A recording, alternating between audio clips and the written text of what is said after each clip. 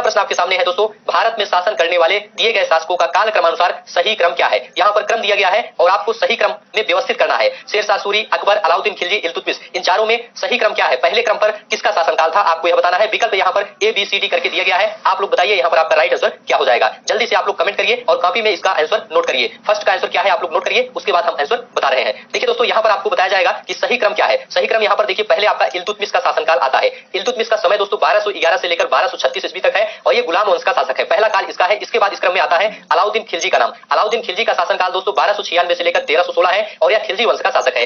इसके बाद तीसरे नंबर पर आ जाएगा शेरशाह सूरी। शेरशाह सूरी यह भी मुगल काल का शासक है और ये 1540 से 1545 तक इसका शासनकाल था, इसने शासन किया था। चौथे नंबर पर दोस्तों अकबर आ जाएगा। यह मुगल काल का शासक है। इसका समय 1556 से लेकर 1605 तक है। इस प्रकार से दोस्तों आपका यहाँ पर बी ऑप्शन बिल्कुल राइट हो जाएगा। 4 3 1 2 बी ऑप्शन आपका यहाँ पर राइट हो जाएगा। आपका आंसर जो है उससे मिलान करिए, सही है तो सही टिक करिए और आगे बढ़ जाइए। लास्ट में आप लोग सही सही स्कोर बताइएगा। दूसरा प्रश्न आपके सामने है, इसका आंसर आप लोग बताइए। निम्न में से कौन से संत शिवाजी के समकालीन थे। ऑप्शन आपके सामने है तुकाराम, चैतन्य, नामदेव, शंकराचार्य। जल्दी से आप लोग इसका आंसर बताइए। यहाँ पर आपका राइट आंसर क्या है, कौन से संत शिवाजी के समकालीन थे। यहाँ पर दोस्तों आपका राइट आंसर हो जाएगा ए ऑप्शन तुकाराम। संत तुकाराम ये दोस्तों शिवाजी के समकालीन थे और दोस्तों ये चैतन्य महाप्रभु के शिष्य भी थे, इसे भी आप लोग ध्यान रखिएगा। यहाँ पर आपका ए ऑप्शन बिल्कुल राइट हो जाएगा। अगला प्रश्न आपके सामने है, इसका आंसर बताने का प्रयास करिए। प्रश्न है, बंगाल के प्रथम गवर्नर जनरल कौन थे। ऑप्शन आपके सामने है Lord Clive, Lord Warren Hastings, Lord Lytton, Lord Ripon. यहाँ पर आपका राइट आंसर क्या है, जल्दी से आप लोग कमेंट करके बताइए और अपनी कॉपी में इसका आंसर नोट करिए। यहाँ पर आपका राइट आंसर क्या है आप लोग बताइए। देखिए दोस्तों, बंगाल के प्रथम governor general Lord Warren Hastings थे, इसलिए बी ऑप्शन आपका यहाँ पर राइट हो जाएगा। इसका समय दोस्तों 1773 से लेकर 1785 तक है, ठीक है। तो बी ऑप्शन आपका यहाँ पर राइट हो जाएगा। और लॉर्ड क्लाइव की बात करें तो लॉर्ड क्लाइव दोस्तों बंगाल के पहले गवर्नर थे, इसे भी आप लोग ध्यान रखिएगा। बी ऑप्शन आपका यहाँ पर राइट हो गया। अगला प्रश्न आपके सामने है, सभी प्रश्नों का आपको अच्छे से टेस्ट देना है और कॉपी में नोट भी करना है। चरक संहिता संबंधित है। चरक संहिता किससे संबंधित है आपको यह बताना है। राजनीति से, चिकित्सा से, वास्तुकला से, गणित से। चरक संहिता किससे संबंधित है, तो यहाँ पर आपका राइट आंसर क्या हो जाएगा, जल्दी से आप लोग कमेंट करके बताइए। देखिए दोस्तों, चरक संहिता ये चिकित्सा से संबंधित है, इसलिए बी ऑप्शन आपका यहाँ पर राइट हो जाएगा, ठीक है। बी ऑप्शन आपका यहाँ पर राइट हो जाएगा। चलिए अगला प्रश्न देखेंगे दोस्तों। पांचवा प्रश्न आपका यहाँ पर है। पांचवा है, निम्न में से कौन सा जोड़ा सही नहीं है। यहाँ पर दोस्तों आपको बताना है कौन सा जोड़ा सही नहीं है। पहला है कलिंग युद्ध 261 ईसा पूर्व, शक संवत की शुरुआत 78 ईस्वी, मुस्लिम युग की शुरुआत 622 ईस्वी, औरंगजेब की मृत्यु 1709। आपको यहाँ पर बताना है कि कौन सा जोड़ा सही नहीं है। जल्दी से आप लोग कमेंट करके बताइए ABCD में कौन सा जोड़ा आपका सही नहीं है और कॉपी में इसका आंसर नोट करिए। यहाँ पर आपका राइट आंसर हो जाएगा दोस्तों डी ऑप्शन। औरंगजेब की मृत्यु दोस्तों 1709 में नहीं हुई थी, इसको ध्यान रखिएगा। औरंगजेब की मृत्यु दोस्तों 1707 में हुई थी। 3 मार्च 1707 को औरंगजेब की मृत्यु हुई थी, इसलिए डी ऑप्शन यहाँ पर सही नहीं है। डी वाला जो जोड़ा है यह सही नहीं है। बाकी कलिंग युद्ध 261 ईसा पूर्व हुआ था, शक संवत की शुरुआत 78 ईस्वी में हुई थी, मुस्लिम युग की शुरुआत 622 में हुई थी। तो यहाँ पर ABC तीनों सही है, लेकिन डी ऑप्शन सही नहीं है। चलिए अगला प्रश्न है, अच्छे से आप लोग टेस्ट देते चलिए और सभी प्रश्नों को सॉल्व करते हुए चलिए। इनमें से किसे भारत के ग्रांड ओल्ड मैन के नाम से जाना जाता है। ऑप्शन आपके सामने है दादा भाई नौरोजी, WC बनर्जी, फिरोज शाह मेहता, सुरेंद्र नाथ बनर्जी। यहाँ पर आपका राइट आंसर क्या है, जल्दी से आप लोग कमेंट करके बताइए। देखिए दोस्तों, यहाँ पर आपका राइट आंसर हो जाएगा ए ऑप्शन दादा भाई नौरोजी। दादा भाई नौरोजी को ग्रांड ओल्ड मैन के नाम से जाना जाता है। यहाँ पर आपका ए ऑप्शन बिल्कुल राइट हो जाएगा। और दोस्तों सुरेंद्र नाथ बनर्जी के बारे में ध्यान रखिएगा, इन्हें राष्ट्र के गुरु के नाम की संज्ञा दी जाती थी या दी गई थी। इन्हें राष्ट्र के गुरु के नाम की संज्ञा दी गई थी सुरेंद्र नाथ बनर्जी को, ठीक है। ए ऑप्शन राइट हो गया। अगला प्रश्न आपके सामने है, सन 1915-16 में किसके नेतृत्व में 2 होम रूल लीग शुरू हुई। किसके नेतृत्व में 2 होम रूल लीग शुरू हुई, आप लोग जल्दी से कमेंट करके बताइए और इसका कॉपी में आंसर नोट करिए। ऑप्शन आपके सामने है, जल्दी से बताइए यहाँ पर आपका राइट आंसर क्या है। ABCD में कौन सा विकल्प सही है। तो यहाँ पर दोस्तों आपका ए ऑप्शन बिल्कुल राइट है, एनी बेसेंट और लोकमान्य तिलक। एनी बेसेंट और लोकमान्य तिलक, ए ऑप्शन आपका यहाँ पर राइट हो जाएगा। चलिए अगला प्रश्न देखेंगे। 7 प्रश्न आपका यहाँ पर हो गया। 8वां प्रश्न दोस्तों यहाँ से शुरू है, निम्न का मिलान करें। यहाँ पर दोस्तों मिलान करना है। मिलान करने के बाद नीचे विकल्प दिया गया है, ABCD में कौन सा विकल्प सही है आपको यह बताना है। तो चलिए मिलान करिए और आप लोग इसका आंसर बताइए। तो देखिए दोस्तों, यहाँ पर ब्रह्म समाज की स्थापना राजा राम मोहन राय ने की थी, इसलिए ब्रह्म समाज को आप राजा राम मोहन राय से मिलाएंगे, ठीक है। और रामकृष्ण मिशन की स्थापना दोस्तों स्वामी विवेकानंद ने की थी, इसलिए स्वामी विवेकानंद से आप रामकृष्ण मिशन को मिलाएंगे। आर्य समाज की स्थापना दोस्तों दयानंद सरस्वती ने की थी, इसलिए आर्य समाज को आप दयानंद सरस्वती से मिलाएंगे। सत्य शोधक समाज की स्थापना दोस्तों ज्योतिबा राव फूले ने की थी, इसलिए सत्य शोधक समाज को आप ज्योतिबा राव फूले से मिलाएंगे। तो इस प्रकार से दोस्तों आपका यहाँ पर राइट आंसर क्या हो जाएगा, राइट आंसर आपका यहाँ पर सी ऑप्शन हो जाएगा 3 1 2 5। 3 1 2 5 यहाँ पर आपका राइट आंसर हो गया, ठीक है। तो सभी प्रश्नों को आपको ध्यान से और अच्छे से देखना है, सभी का उत्तर आपको कमेंट बॉक्स में बताना है और कॉपी में आपको नोट भी करना है। करो या मरो का नारा किसने दिया था। सरदार पटेल, जवाहरलाल नेहरू, सुभाष चंद्र बोस, महात्मा गांधी। यहाँ पर आपका राइट आंसर क्या है, जल्दी से आप लोग कमेंट करके बताइए। यहाँ पर आपका राइट आंसर दोस्तों डी ऑप्शन है महात्मा गांधी। करो या मरो का नारा महात्मा गांधी ने दोस्तों अगस्त 1942 में भारत छोड़ो आंदोलन के दौरान दी थी। डी ऑप्शन आपका यहाँ पर राइट हो गया। अगला प्रश्न है दोस्तों, अगला प्रश्न यहाँ से शुरू है। 9 प्रश्न आपका यहाँ पर कंप्लीट हो गया। 10वां प्रश्न यहाँ है, जब सुभाष चंद्र बोस ने भारतीय राष्ट्रीय कांग्रेस के अध्यक्ष पद से इस्तीफा दिया तो इस पद का प्रस्ताव किसे दिया गया। किसे दिया गया, जवाहरलाल नेहरू, पट्टाभी सीतारामैया, डॉक्टर राजेंद्र प्रसाद, JB कृपलानी। यहाँ पर आपका राइट आंसर क्या है, जल्दी से आप लोग कमेंट करके बताइए। देखिए दोस्तों, यहाँ पर आपका राइट आंसर सी ऑप्शन हो जाएगा डॉक्टर राजेंद्र प्रसाद। डॉक्टर राजेंद्र प्रसाद, सी ऑप्शन आपका यहाँ पर राइट हो जाएगा। ठीक है, चलिए आगे बढ़ते हैं, अगला प्रश्न देखेंगे। सलाल पनबिजली परियोजना किस नदी पर स्थित है? सलाल पनबिजली परियोजना किस नदी पर स्थित है, आपको यह बताना है। ऑप्शन आपके सामने है, यहाँ पर आपका राइट आंसर क्या है, आप सभी लोग जल्दी से कमेंट करके बताइए। तो देखिए दोस्तों, यहाँ पर आपका राइट आंसर सी ऑप्शन है, चिनाब नदी पर। सलाल पनबिजली परियोजना दोस्तों चिनाब नदी पर स्थित है, सी ऑप्शन आपका यहाँ पर राइट है। इसका निर्माण दोस्तों 1970 में हुआ था और यह जम्मू कश्मीर के उधमपुर जिले में चिनाब नदी पर स्थित है, सलाल पनबिजली परियोजना। सी ऑप्शन आपका यहाँ पर राइट हो जाएगा। वसंत विषु होता है, वसंत विषु कब होता है, आपको यह बताना है। तो राइट आंसर आपका यहाँ पर क्या है, आप लोग जल्दी से कमेंट करके बताइए और अपनी कॉपी में नोट करिए। यहाँ पर दोस्तों ए ऑप्शन आपका राइट हो जाएगा, 21 मार्च को। वसंत विषु दोस्तों 21 मार्च को होता है, इसे आप लोग ध्यान रखिएगा। ए ऑप्शन आपका यहाँ पर राइट हो जाएगा। अगला प्रश्न है, राजस्थान में खेतड़ी परियोजना किसके उत्पादन के लिए प्रसिद्ध है? खेतड़ी परियोजना किसके उत्पादन के लिए प्रसिद्ध है? ऑप्शन है जस्ता, इस्पात, तांबा, एल्यूमिनियम। यहाँ पर आपका राइट आंसर क्या होगा, जल्दी से आप लोग बताइए। देखिए दोस्तों, राजस्थान में खेतड़ी परियोजना ये तांबा उत्पादन के लिए प्रसिद्ध है, इसलिए सी ऑप्शन आपका यहाँ पर राइट हो जाएगा। चलिए आगे बढ़ते हैं, अगला प्रश्न देखेंगे। यहाँ पर 13 प्रश्न आपका हो गया कंप्लीट। 14वां प्रश्न यहाँ से शुरू है। काजीरंगा राष्ट्रीय उद्यान स्थित है, काजीरंगा राष्ट्रीय उद्यान कहाँ स्थित है? मध्य प्रदेश, असम, पश्चिम बंगाल, केरल। यहाँ पर आपका राइट आंसर क्या हो जाएगा, आप लोग जल्दी से बताइए। तो देखिए दोस्तों, काजीरंगा राष्ट्रीय उद्यान बी ऑप्शन आपका यहाँ पर राइट हो जाएगा, असम में स्थित है। कहां पर? असम में स्थित है, बी ऑप्शन आपका यहाँ पर राइट है। अगला प्रश्न है दोस्तों, निम्नलिखित में से कौन सी हिमालय नदी तंत्र की नदियां हैं? कावेरी, गंगा, ब्रह्मपुत्र, गोदावरी। ABCD ऑप्शन आपके सामने है, आप लोग इसका आंसर जल्दी से बताइए। तो देखिए दोस्तों, हिमालय की नदियों को 3 प्रमुख नदी तंत्रों में विभाजित किया गया है। एक है दोस्तों सिंधु नदी तंत्र, दूसरा है गंगा नदी तंत्र और तीसरा है ब्रह्मपुत्र नदी तंत्र। यहाँ पर दोस्तों आपका बी ऑप्शन राइट हो जाएगा, गंगा और ब्रह्मपुत्र ये हिमालय नदी तंत्र की नदियां हैं, इसलिए बी ऑप्शन आपका राइट हो जाएगा। चलिए आगे बढ़ते हैं, अगला प्रश्न है दोस्तों, बैंक दर का अर्थ है। बैंक दर का क्या अर्थ है? ऑप्शन आपके सामने है, यहाँ पर आपका जल्दी से आंसर आना चाहिए। ABCD कौन सा ऑप्शन यहाँ पर आपका राइट है? देखिए दोस्तों, बैंक दर का अर्थ है देश के केंद्रीय बैंक द्वारा ली जाने वाली आधिकारिक ब्याज दर, इसलिए आपका डी ऑप्शन यहाँ पर राइट हो जाएगा। अगला प्रश्न देखेंगे दोस्तों, 16 प्रश्न यहाँ पर कंप्लीट हो गया। 17वां प्रश्न यहाँ से शुरू है। यदि RBI नकद कोषानुपात को घटा दे तो साख सर्जन पर क्या असर होगा? ऑप्शन आपके सामने है, यहाँ पर आपका राइट आंसर क्या है, आप लोग जल्दी से बताइए। देखिए दोस्तों, यदि RBI नकद कोषानुपात को घटा दे तो साख सर्जन बढ़ जाएगी। क्या होगा? साख सर्जन बढ़ जाएगी, इसलिए सी ऑप्शन आपका यहाँ पर राइट हो जाएगा। ठीक है, चलिए आगे बढ़ते हैं, अगला प्रश्न देखेंगे। इनमें से किस प्रकार की अर्थव्यवस्था में संसाधनों पर निजी अधिकार होते हैं और आर्थिक गतिविधियों का मुख्य उद्देश्य लाभ अर्जित करना होता है? ऑप्शन आपके सामने है, यहाँ पर आपका राइट आंसर क्या है, आप लोग जल्दी से बताइए। देखिए दोस्तों, यहाँ पर आपका राइट आंसर है ए ऑप्शन, पूंजीवादी, पूंजीवादी अर्थव्यवस्था। ए ऑप्शन आपका यहाँ पर राइट हो जाएगा। 100 रुपए का नोट किसके द्वारा हस्ताक्षरित होता है? ऑप्शन आपके सामने है, यहाँ पर आपका राइट आंसर क्या है, आप लोग बताइए जल्दी से। देखिए दोस्तों, 100 रुपए के नोट पर RBI के गवर्नर का हस्ताक्षर होता है। करेंसी नोटों के सभी मूल्य वर्ग पर दोस्तों RBI के गवर्नर द्वारा हस्ताक्षर किया जाता है। केवल परंपरा के रूप में 1 रुपए के नोट पर वित्त सचिव द्वारा हस्ताक्षर किया जाता है, बस इसे आप लोग ध्यान रखिएगा। ए ऑप्शन आपका यहाँ पर राइट हो जाएगा। चलिए आगे बढ़ते हैं, 20वां प्रश्न देखते हैं। 20वां प्रश्न क्या है? फेमा का पूर्ण रूप क्या है, आपको यह बताना है। फेमा का पूर्ण रूप क्या है? ABCD 4 ऑप्शन आपके सामने है, यहाँ पर आपका राइट आंसर क्या है, आप लोग जल्दी से कमेंट करके बताइए। तो देखिए दोस्तों, फेमा का पूर्ण रूप है B option, foreign exchange management act. Foreign exchange management act, B option आपका यहाँ पर राइट हो जाएगा, इसे आप लोग ध्यान रखिएगा। अगला प्रश्न आपके सामने है, भारत के संविधान में जन स्वास्थ्य एवं स्वच्छता किसमें शामिल है? किसमें शामिल है आपको बताना है, राज्य सूची में या समवर्ती सूची में या संघ सूची में या इनमें से कोई नहीं। यहाँ पर आपका राइट आंसर क्या है, आप लोग जल्दी से कमेंट करके बताइए। तो यहाँ पर दोस्तों आपका राइट आंसर है ए ऑप्शन, राज्य सूची में। भारत के संविधान में जन स्वास्थ्य एवं स्वच्छता ये राज्य सूची में शामिल है, इसलिए ए ऑप्शन आपका यहाँ पर राइट हो जाएगा। देखिए दोस्तों, ऐसे विषय जिन पर राज्य के विधानमंडल द्वारा कानून बनाए जाते हैं राज्य सूची के अंतर्गत आते हैं, उसे आप लोग ध्यान रखिएगा। अगला प्रश्न आपके सामने है, भारत में पंचायती राज व्यवस्था किसके अंतर्गत रखी गई है? किसके अंतर्गत रखी गई है, आपको यह बताना है, पंचायती राज व्यवस्था। तो यहाँ पर आपका राइट आंसर क्या है, आप लोग जल्दी से कमेंट करके बताइए और इसका उत्तर कॉपी में नोट करिए। यहाँ पर आपका सी ऑप्शन राइट हो जाएगा, राज्य के नीति निर्देशक तत्व। राज्य के नीति निर्देशक तत्व के अंतर्गत पंचायती राज व्यवस्था को रखा गया है, सी ऑप्शन आपका यहाँ पर राइट हो जाएगा। अगला प्रश्न देखेंगे, 22 प्रश्न आपका यहाँ पर कंप्लीट हो गया। अगला प्रश्न यहाँ से है, शिक्षा का अधिकार एक मौलिक अधिकार है जो कि संबंधित है, किससे संबंधित है, किस अनुच्छेद से संबंधित है, आपको यह बताना है। ABCD 4 ऑप्शन आपके सामने है, यहाँ पर आपका राइट आंसर क्या है, जल्दी से कमेंट करके बताइए। देखिए दोस्तों, शिक्षा का अधिकार एक मौलिक अधिकार है जो कि संबंधित है अनुच्छेद 21A से, अनुच्छेद 21A से संबंधित है, इसलिए ए ऑप्शन आपका यहाँ पर राइट हो जाएगा। चलिए अगला प्रश्न है,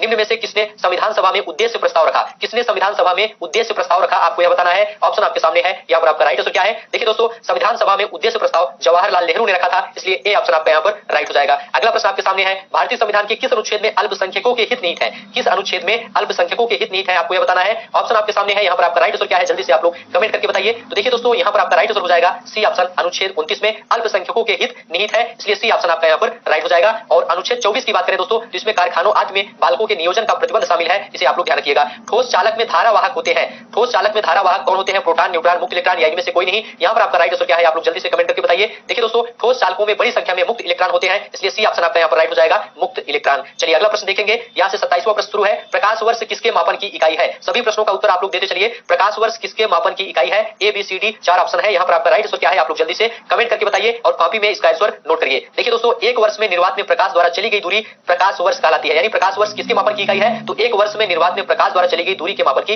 इकाई है। सी ऑप्शन आपका यहाँ पर राइट हो जाएगा, इसे आप लोग ध्यान रखिएगा। ब्लीचिंग पाउडर का रासायनिक नाम यह भी है। ब्लीचिंग पाउडर का रासायनिक नाम क्या है आपको बताना है। ऑप्शन आपके सामने है, यहाँ पर आपका राइट आंसर क्या हो जाएगा? तो देखिए दोस्तों, कैल्शियम ऑक्सीक्लोराइड। ब्लीचिंग पाउडर का रासायनिक नाम क्या है? बी ऑप्शन आपका यहाँ पर राइट हो जाएगा, कैल्शियम ऑक्सीक्लोराइड। इसका रासायनिक सूत्र है CaOCl2, इसे आप लोग ध्यान रखिएगा। और यहाँ पर दोस्तों सोडियम बाइकार्बोनेट लिखा गया है। सोडियम बाइकार्बोनेट को बेकिंग सोडा कहा जाता है और दोस्तों सोडियम क्लोराइड को साधारण नमक भी कहा जाता है। चलिए आगे बढ़ते हैं। अगला प्रश्न है, 18 कैरेट सोने में खरे सोने का प्रतिशत कितना होता है? ऑप्शन आपके सामने है, यहाँ पर आपका राइट आंसर क्या हो जाएगा? ABCD 4 ऑप्शन में सही जवाब क्या है आप लोग जल्दी से बताइए। देखिए दोस्तों, 18 कैरेट सोने में खरे सोने का प्रतिशत बी ऑप्शन आपका राइट हो जाएगा, 75% होता है। कितना होता है? 75% होता है। बी ऑप्शन आपका यहाँ पर राइट है। संतरे में बहुतायत में होता है। संतरे में बहुतायत में कौन सा विटामिन होता है आपको यह बताना है। बहुत ही आसान प्रश्न है, तो यहाँ पर आपका ए ऑप्शन राइट हो जाएगा, विटामिन सी होता है। ठीक है, विटामिन सी होता है। विटामिन सी के प्रमुख स्रोत की बात करें, संतरा और नींबू विटामिन सी के प्रमुख स्रोत है। यहाँ से दोस्तों मैथ शुरू है। मैथ के केवल 5 ही प्रश्न है, आसान प्रश्न है। आप लोग इसको जल्दी से कॉपी में सॉल्व करिए, कॉपी और पेन उठाइए और इसको सॉल्व करिए। देखिए दोस्तों, थोड़ा सा यहाँ पर आपको हिंट दे देते हैं ताकि आप सवाल को सॉल्व कर लें। यहाँ पर क्वेश्चन मार्क के स्थान पर आपको क्या करना है, एक्स मानना है। उसके बाद दोनों पक्षों का वर्ग कर देना है। दोनों पक्षों का वर्ग करेंगे तो एक तरफ एक्स बटा 196 आ जाएगा और दूसरी तरफ आ जाएगा 72 गुणे 72 बटा 56 गुणे 56। उसके बाद पक्षांतर आप आसानी से कर सकते हैं, एक्स का मान आसानी से निकाल सकते हैं। 324 आपका यहाँ पर आंसर आ जाएगा। आप लोग जल्दी से कॉपी में सॉल्व करिए और देखिए आपका 324 आ रहा है कि नहीं। तो यहाँ पर आपका सी ऑप्शन बिल्कुल राइट है। बहुत ही आसानी से यह सवाल आ जाएगा। चलिए अगला प्रश्न देखेंगे। 31 प्रश्न यहाँ पर कंप्लीट हो गया। अगला प्रश्न यहाँ पर देखिए दोस्तों, अगला प्रश्न ये है, यहाँ पर लिखा गया है 885 गुणे 885 गुणे 885, 3 बार लिखा गया है, प्लस करके 115 गुणे 115 गुणे 115। यह दोस्तों किसका सूत्र बन रहा है? ये दोस्तों a cube plus b cube का सूत्र बन रहा है ऊपर, और नीचे a square plus b square minus a b का सूत्र बन रहा है। इसको दोस्तों इस सूत्र को जब सॉल्व करते हैं तो लास्ट में आपका ए प्लस बी बचता है। बस ए प्लस बी का मतलब ए के स्थान पे आपको 885 रखना है, बी के स्थान पे 115 रखना है, दोनों को जोड़ लेना है, आपका आंसर आ जाएगा 1000। डी ऑप्शन आपका यहाँ पर राइट हो जाएगा। जल्दी से आप लोग इसको कैलकुलेशन करके इसका आंसर निकाल सकते हैं। कॉपी में आप लोग जल्दी से कैलकुलेशन करिए और आपका आंसर 1000 बहुत ही आसानी से आ जाएगा। कैसे करना है, लास्ट में आपका ए प्लस बी बचेगा, पूरा जब सरल कर देंगे तो 885 में 115 जोड़ लेंगे तो आपका 1000 आंसर आ जाएगा। चलिए अगला प्रश्न है दोस्तों, इस प्रश्न को आप लोग कॉपी में जल्दी से सॉल्व करिए और बताइए यहाँ पर आपका राइट आंसर क्या है। ऑप्शन आपके सामने है, ABCD करके 4 ऑप्शन है। कॉपी में जल्दी से इसको सॉल्व करिए और जल्दी से इसका आंसर बताइए। कैसे सॉल्व करेंगे थोड़ा सा हिंट आपको दे देते हैं। देखिए दोस्तों, यहाँ पर जो √5 माइनस √3 बटा √5 प्लस √3 लिखा है, इसमें आपको परिमेयीकरण करना है।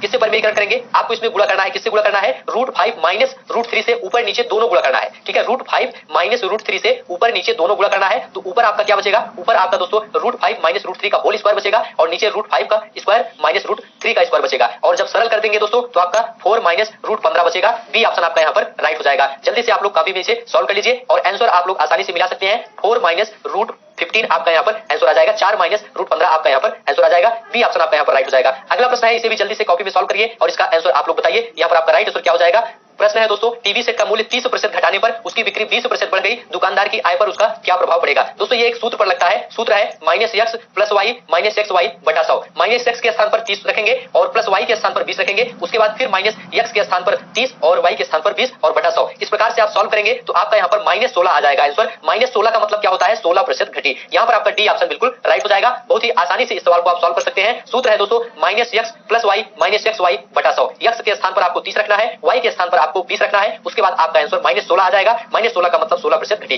डी ऑप्शन आपका यहाँ पर राइट हो जाएगा। आशा है कि आपका आंसर आ गया होगा। अगला प्रश्न देखते हैं। 4 खिलाड़ियों की औसत उम्र 18.5 वर्ष है। अगर कोच की उम्र भी इसमें शामिल की जाए तो औसत उम्र 20% बढ़ जाती है। तो कोच की उम्र क्या है? कोच की उम्र आपको निकालना है। तो यहाँ पर आपको कैसे सॉल्व करना है, थोड़ा सा हिंट देते हैं। देखिए दोस्तों, पहले 4 खिलाड़ियों की कुल आयु आपको निकालना पड़ेगा। 4 खिलाड़ियों की कुल आयु कैसे निकालेंगे? 18.5 में हम 4 से गुणा करेंगे तो क्या आ जाएगा? 74 आ जाएगा। 74 ये दोस्तों 4 खिलाड़ियों की कुल आयु का योग है। ठीक है, आगे कह रहा है कोच की उम्र भी इसमें शामिल की जाए तो औसत 20% बढ़ जाता है। तो 18.5 में 20% की वृद्धि हो जाती है जब कोच को शामिल किया जाता है। तो क्या हो जाएगा? 18.5 में आपको 120 बटा 100 से गुणा करना है और सॉल्व कर देंगे तो 22.2 आपका आ जाएगा। ये नया औसत हो जाएगा। ठीक है, 22.2 क्या है? नया औसत है। अब दोस्तों कुल 5 लोग हो गए। 4 खिलाड़ी थे, एक कोच को शामिल किया गया तो 5 लोग हो गए। अब 5 खिलाड़ियों की कुल आयु क्या हो जाएगी? इस 22.2 में क्या करेंगे? 5 से हम गुणा कर देंगे। 5 से गुणा कर देंगे तो आपका क्या हो जाएगा? 111 आ जाएगा। अब आपको क्या निकालना है? कोच की आयु निकालना है। तो 111 में 74 को माइनस कर देंगे तो 37 वर्ष आपका यहाँ पर आंसर हो जाएगा। कोच की आयु 37 वर्ष निकल जाएगी। कॉपी में आप लोग आसानी से इसे सॉल्व कर सकते हैं। चलिए अगला प्रश्न देखते हैं। अगला प्रश्न क्या है? अगला प्रश्न दोस्तों हिंदी से संबंधित है। एकल का विलोम शब्द है।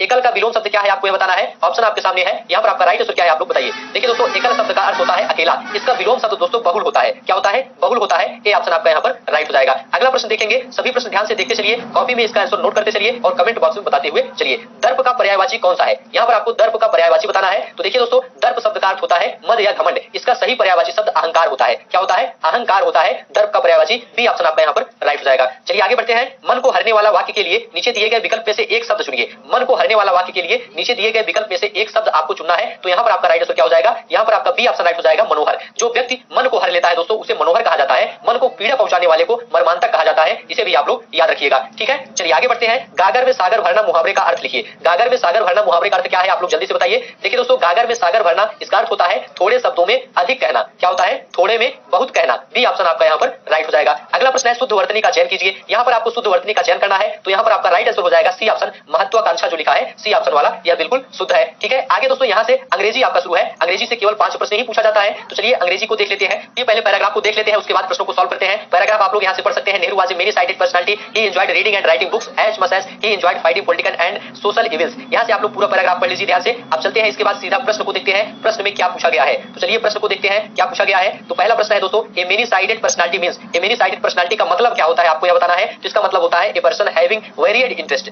मतलब एक व्यक्ति जिसकी रुचि विभिन्न चीजों में है, कई प्रकार से उसकी रुचियां हैं, अलग अलग चीजों में उसकी रुचियां हैं, वेरिएड इंटरेस्ट है। तो सी ऑप्शन आपका यहाँ पर राइट हो जाएगा। पंडित नेहरू एंजॉयड, पंडित नेहरू किसमें एंजॉय करते थे? तो इन सभी में, रीडिंग एंड राइटिंग बुक्स में, fighting political and social events में, इन सभी में। तो यहाँ पर doing all this and much more, D option आपका यहाँ पर राइट हो जाएगा। तो इसे आप लोग मिला लीजिए। अगला प्रश्न है which of the following statements reflect Pandit Nehru points of view. तो यहाँ पर आपका राइट आंसर हो जाएगा दोस्तों C option, science and humanism are equally important, science and humanism are equally important. C option आपका यहाँ पर राइट हो जाएगा। अगला प्रश्न है give synonyms for the following famous. Famous का आपको साइनोनिम्स बताना है, मतलब पर्यायवाची शब्द बताना है फेमस का। तो देखिए दोस्तों, फेमस का अर्थ होता है प्रसिद्ध। क्या होता है? प्रसिद्ध। और इसका साइनोनिम्स हो जाएगा पॉपुलर। पॉपुलर का मतलब भी होता है प्रसिद्ध, ठीक है। तो इसका पर्यायवाची क्या हो जाएगा? पॉपुलर हो जाएगा। अगला प्रश्न है दोस्तों give antonym for the following transparent. Transparent का विलोम शब्द आपको बताना है। तो जल्दी से आप लोग कमेंट करके बताइए इसका विलोम क्या होता है। देखिए दोस्तों, ट्रांसपेरेंट का मतलब क्या होता है? इसका मतलब होता है पारदर्शी। क्या होता है? ट्रांसपेरेंट का मतलब होता है पारदर्शी। इसका विलोम हो जाएगा दोस्तों ओपेक। क्या हो जाएगा? ओपेक हो जाएगा। सी ऑप्शन आपका राइट हो जाएगा। ओपेक का मतलब होता है अपारदर्शी। क्या होता है? अपारदर्शी होता है। तो सी ऑप्शन आपका यहाँ पर राइट हो जाएगा। इसे आप लोग मिला लीजिए अपने आंसर से। अगला प्रश्न आपके सामने है, केवल 5 प्रश्न ही अंग्रेजी से पूछता है।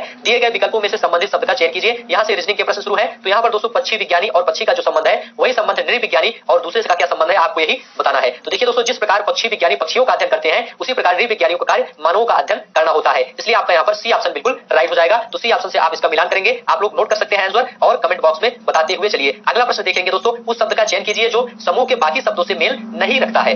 देखिए दोस्तों, यहाँ पर 4 विकल्प दिया गया है, दही, मक्खन, तेल, पनीर। इसमें आप देखेंगे दोस्तों दही, मक्खन, पनीर, इन तीनों का निर्माण दोस्तों दूध से होता है। यहाँ पर तेल जो है इसका निर्माण दूध से नहीं होता है, इसलिए तेल यहाँ पर अलग हो जाएगा। सी ऑप्शन आपका यहाँ पर राइट हो जाएगा। अगला प्रश्न है दोस्तों रीजनिंग से ही संबंधित है। यहाँ पर आपको बताना है कूट से संबंधित है। तो देखिए दोस्तों, यहाँ पर किसी निश्चित कूट में प्रोडक्शंस को ये लिखा गया है, इसी कूट में ओरिएंटेशन को किस प्रकार लिखा जाएगा। तो पहले में जो संबंध है वही संबंध दूसरे में भी होना चाहिए। तो पहले में यहाँ पर देखिए पी और यहाँ पर क्यू। यहाँ पर देखेंगे पहला अक्षर जो है पी के बाद क्यू आ रहा है और दूसरा है आगे आर और यहाँ पर क्यू, मतलब पहले में +1 हो रहा है, दूसरे में -1 हो रहा है। यही क्रम पूरा चल रहा है। लेकिन जब बीच में पहुंचते हैं तो बीच में +2 हो जाता है। जो पहले +1 हो रहा था बीच में +2 हो जाता है, आगे फिर वही क्रम +1 -1 चलता है। तो ऐसे ही आपको ओरिएंटेशन से भी देखना है। पहले आपको +1 करना है तो ओ के बाद पी आपका आ जाएगा, ठीक है। उसके बाद आर है, आर में 1 माइनस करेंगे तो क्यू आ जाएगा, मतलब पहले 1 की वृद्धि हो रही है फिर 1 की कमी हो रही है और बीच में जब आएंगे तो आपको 2 की वृद्धि करना पड़ेगा। तो इस प्रकार से दोस्तों आपका यहाँ पर ए ऑप्शन ही राइट हो जाएगा। इसको आप लोग कॉपी में जब सॉल्व करेंगे तो बहुत ही आसानी से आपका आंसर आ जाएगा। क्या हो रहा है इसमें संबंध क्या है? पहले 1 की वृद्धि हो रही है, उसके बाद 1 की कमी हो रही है और बीच वाला जो अक्षर है उसमें 2 की वृद्धि हो रही है। बस यही आपको ध्यान रखना है। तो इस प्रकार से आपका यहाँ पर ए ऑप्शन बिल्कुल राइट हो जाएगा।